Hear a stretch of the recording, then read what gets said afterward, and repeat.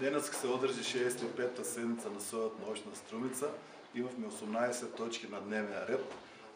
Сите точки едногласно беа донесени од сите советници. Имаше повеќе точки од областта на урбанизмот. Само се расправаше за точката за информацијата на безбедноста за сообраќајот, извештајот на полициската станица. Советничка Зулјана Иванова ја го пофали извештајот и праша зошто советничката група на СДСМ, комисијата, била резервирана, односно не гласала по извештајот.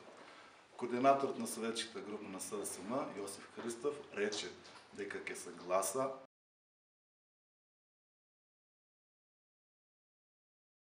бидејќи немало споредбено од првите 6 месеци, па затоа и така комисията воздржано гласала и имаше забелешка дека првите 6 месеци соработката со ПАЕК службата била на повисоко ниво, бидејќи бројката повеќе од 400 возила блокирани била поголема од вториот период, вторите 6 месеци, 200 и неколку возила.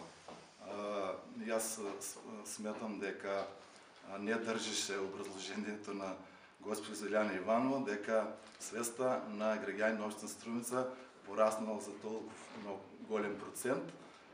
Нешто е друго посреди, бидејќи, како што знаевме, дека од јули до Нова година, кога претежно доаѓаат нашите иселеници што работат во странство, во Струмица, сообраќајот е зголемен и сообраќајниот хаос е поголем и по логика на нешта требало да има поголем број на недозволени паркирани возила.